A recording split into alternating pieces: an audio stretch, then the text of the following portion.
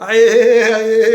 Faz um vídeo aí. Faz tempo até que eu não fazia vídeo sobre videogame, né? Então tô aí pra fazer mais uma análise de primeiras impressões sobre um jogo que eu passei um pouco mais jogando essas férias e que até fazia um certo tempo que eu não fazia análise de videogame. E eu acho que a última que eu tinha feito era de Breath of Fire 2, se não me engano, ou Breath of Fire 1, não lembro exatamente agora, e eu fiz um primeiras impressões, que é um vídeo aqui nos meus canais que eu faço quando eu só trago ali algumas referências, algumas impressões que eu tive do jogo. E o Breath of Fire 2, interessantemente, era aquele jogo que, poxa, ele é um clássico, mas eu acho que a maior parte das pessoas não conhece, né? E assim, é um jogo muito legal. Depois eu acabei jogando outras coisas no celular, tá? O jogo da bolinha que bate no quadrado, vamos dizer assim, daí o quadrado tem vários números, aí a bolinha tem que bater várias vezes no quadrado para poder aniquilar aquele quadrado específico, mas tem outros quadrados que tem outras quantidades numéricas. Ou até esqueci o nome desse jogo. E eu também estava jogando jogo de nave, assim, de avião, né, no celular, mas assim, jogos não tão oficiais, talvez não tão sérios, vamos dizer assim. Mas eu acho que o último vídeo que eu fiz foi sobre Breath of Fire 2. Mas o jogo que eu joguei nessas férias, e que era uma coisa que eu sempre tive em mente, ser uma coisa que eu sempre quis fazer na minha vida, foi jogar pelo menos um jogo de terror sozinho, assim, e começar e terminar sozinho. E eu fiz isso com Silent Hill 3. Né?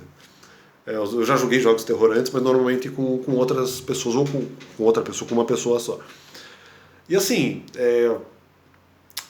eu joguei Silent Hill 3, eu achei um jogo bom, eu achei um jogo legal, eu achei um jogo sólido, mas eu entendi porque as pessoas criticam. Na verdade, eu acho que nem o Silent Hill 3 não é um jogo criticável em si. Eu acho que o que tem que se criticar no Silent Hill 3, eu não joguei nos outros níveis de dificuldade, eu joguei no nível de ação, eu joguei no fácil, mas no nível de charada eu joguei no difícil. E no difícil, talvez em outros níveis de dificuldade haja alguns problemas também nesse sentido, é que algumas charadas, elas você tem que ter uma capacidade inventiva, uma capacidade assim de abstração muito grande para poder entender, e às vezes não parece fazer tanto sentido.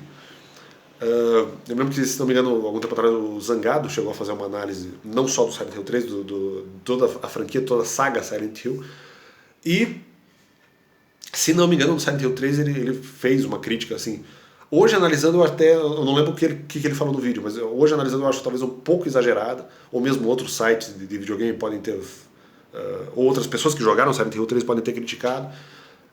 Não, realmente, a questão da charada, algumas coisas ali meio não fazem muito sentido, você vai ter que especular muito para poder entender exatamente o que o cara, o criador do jogo, eventualmente, que deixou a dica ali para você entender aquela dica, interpretar aquilo e transformar aquilo para número, para poder digitar alguns botões que você não sabe quantos são para poder abrir uma porta específica. Porque você não sabe quantos dígitos eventualmente tem uma senha para você abrir a porta.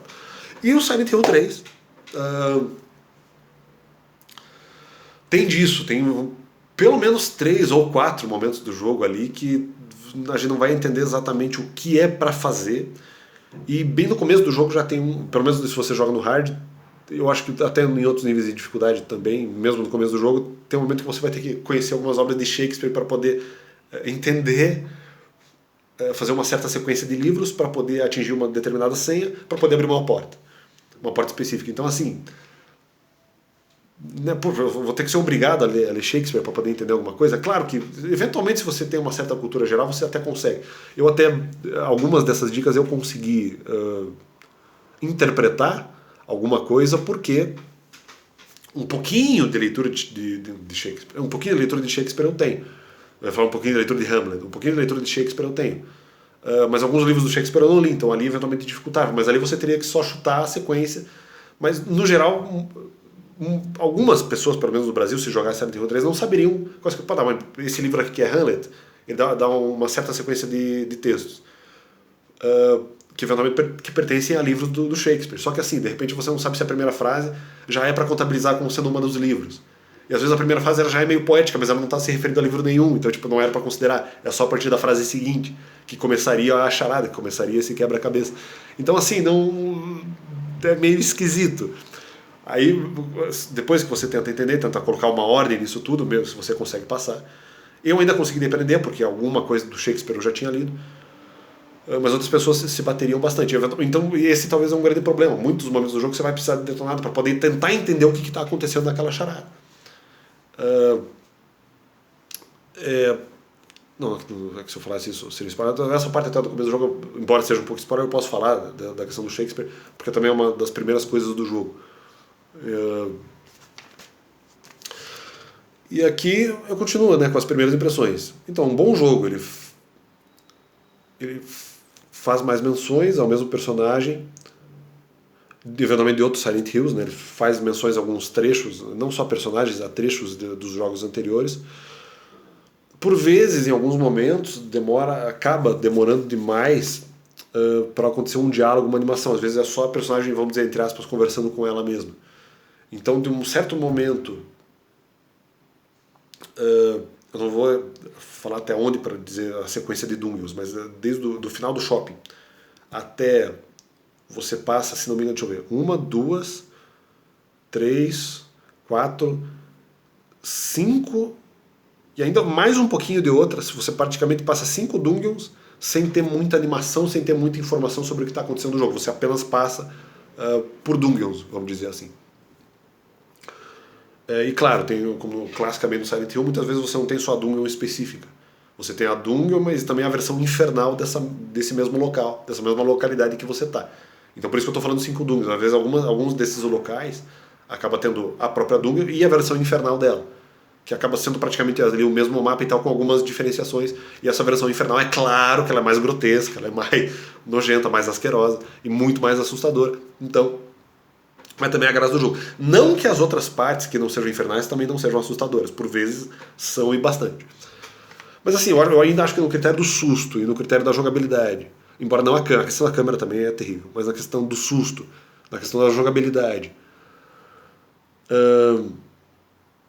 na questão da empolgação de você jogar um jogo de terror mesmo, ainda eu acho que o jogo é bom, sim. O jogo não é ruim, ele não deve aos outros Silent Hills, ele tem o seu próprio significado, o seu próprio lore, insere eventualmente conceitos que talvez não estivessem tão claros no jogo anterior, explica até algumas coisas que talvez não eram tão claras nos jogos anteriores. Eu acho isso legal, assim, é um jogo que ele tem a sua originalidade, ele tem o seu caráter. Não é uma coisa que ele fica totalmente devedor de jogos anteriores. Ou você pode falar, não, mas esse jogo aqui tem o Silent Hill 3, mas os outros eram muito melhores. Não, se você for entendendo o jogo e tal, só tem alguns defeitos. Ficar muito tempo, às vezes, sem uma animação, sem um diálogo, uma coisa um pouco mais profunda acontecendo. Às vezes só dung, porrada, monstro, tiro, pancadaria, né? Ou descobrir charada, quebra-cabeça. Às vezes acaba sendo só isso, né? E isso é meio, talvez um pouco frustrante para o jogador. Mas ainda assim, o Silent Hill 3 tem a sua própria pegada. Não é um jogo que não vai acontecer nada e que é um jogo muito pior que os seus antecessores. Não é. Ele vem realmente para dar um punch, para sugerir algo diferente na franquia.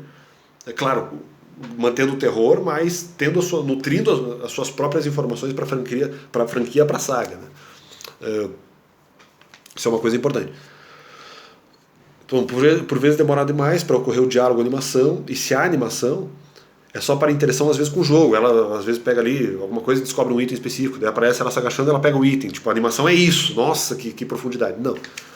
Então essas animações você pode até ter nessa sequência de 5 Dungeons que eu falei. Mas diálogo, assim, uma coisa mais cheia, acaba não tendo muito. Tem uma situação até, mas... Não, então, de qualquer forma, não seria 5 Dungeons, seriam 4 Dungeons. E daí você tem uma animação um pouquinho mais profunda. 4, então, que não seja o número 5, seja o número 4. Mas praticamente isso, entendeu? Então, sei lá. Né? Ou talvez 5, não lembro agora exatamente o número, eu posso estar errado nessa questão da numeração. Algumas charadas não fazem sentido, ou demandam um conhecimento sobre obras de literatura, nesse caso, ou até uma inventividade. Não, aqui esse número tem que se referir a isso porque ele tem a ver com isso. Então, mas você não tem exatamente uma referência para tirar, para poder realmente resolver aquela charada. Então, ou às vezes você tem, vamos dizer, uma sequência numérica, que é uma charada específica, e você tem que interpretar, só que você não sabe por que exatamente, quais números realmente são úteis e quais números não são. Então, Às vezes por causa de um outro item que você pegou e daí nesse outro item tem algum desenho específico que faz com que você interprete que alguns números ali sejam importantes ou não. Ou seja, é muito aleatório em muitos momentos. Não é nem, eu não digo nem necessariamente o nível de dificuldade, é o nível de abstração. Você tem que ter uma abstração assim, um negócio brutal. Como nos outros Silent Hill, a personagem transita entre um mundo normal e um mundo, entre aspas, sobrenatural, infernal, só que um sobrenatural de baixo, não um sobrenatural de cima. Às vezes, talvez também, de maneira um pouco mais interpretativa, um sobrenatural mais, talvez, mais bondoso, vamos dizer assim. Mas não, de regra, não. Eu achei um pouco ali a questão da dublagem um pouco baixa, a voz dos personagens. Não há os sons dos objetos, que você pode até alterar com mais facilidade. Tem o BGM, que é o Background Music, e o Sound Effects. Ainda esse você pode modular, então não fica ruim. E também tem a questão do som da televisão. Mas eu sei que eu até poderia ter equilibrado com o som da televisão. Poderia diminuir eventualmente, vamos dizer, o BGM e o Sound Effect, aumentar um pouco o som da televisão e eu aumentaria o som das vozes das personagens. E mesmo assim, poderia ficar talvez um pouco baixo aí o padrão da voz dos personagens, mas dá para entender também. Acho que tem a opção de legenda também. Eu falo que tem a representação infernal de alguns locais, é verdade, eventualmente a questão da dublagem dá para você modular, mas é um pouco mais difícil daí. Você vai ter que modular mais junto com o volume da televisão e não necessariamente só com a administração ou com a modulação do volume no próprio jogo, como tem com Sound Effects, tem com BGM. Olha, o jogo de terror normalmente não pode ter tanta, tem música, mas não pode ter tanta, né? Tem que ter momentos de muito silêncio, às vezes tem que ter uma música só para assustar, ou uma música tipo, muito mais tranquilona, assim, para não influenciar tanto na própria interpretação do jogo, na jogabilidade, né? Não pode ser um negócio que te atrapalhe na hora de jogar. Então, nesse jogo também você pode correr, você pode interagir com itens, né? Interagir com pessoas, pessoas talvez menos, mas na hora das animações, ou mesmo em outros momentos, você pode andar, você pode lutar com armas, você pode acender, apagar a luz, você pode usar itens. Então, eu acho que é isso, assim, eu não vejo, não acho que Silent Hill 3 seja um jogo tão criticável por causa disso. Se você for com walkthrough, com um detonado do jogo, dá pra fazer o jogo até, vamos dizer assim, dá pra você jogar, claro, o jogo ficaria mais fácil com o detonado, mas dá pra você jogar o jogo gostando do jogo. Acho que isso é uma coisa interessante. O Silent Hill 3 não é um jogo totalmente criticável, mas dá raiva. Às vezes que você não consegue resolver a charada, aquilo não parece fazer tanto sentido, pelo menos no primeiro momento. Só depois que você tem alguma dica um pouco mais profunda, você começa a ficar chateado. Poxa, o jogo parece que não flui. Claro que tem a parte da dificuldade, é compreensível, mas ao mesmo tempo frustra bastante o jogador. Né? Então é isso. Acho que é isso, acho que o jogo é um jogo interessante, as pessoas vão gostar, tem uma trilha sonora até legal, de musical, as músicas são legais, a ambientação do jogo é difícil de falar de ambientação, né, porque então as músicas todas teriam que ser tão grotescas quanto o jogo, teriam que ser músicas de gore, né, às vezes até de repente um rock mais pesado, sei lá, um rock progressivo, o que for, heavy metal, mas não, tem músicas até legais, às vezes talvez até um bluesinho ou um blues ou só um instrumental e tal. Não, a trilha sonora até é legalzinha. E não, é um jogo que eu não... Talvez eu veja muito o lado positivo das coisas. Eu acho que Silent Hill 3, na minha opinião, eu não sou uma pessoa que joga tantos jogos de horror assim. Tenho alguma experiência, mas não tão vasta. O Silent Hill 3 não é um jogo que você possa dizer ele é totalmente inferior aos demais. Você pode criticar mais o Silent Hill 3 do que você pode criticar o 1 e o 2. O Silent Hill 2 é um jogo espetacular.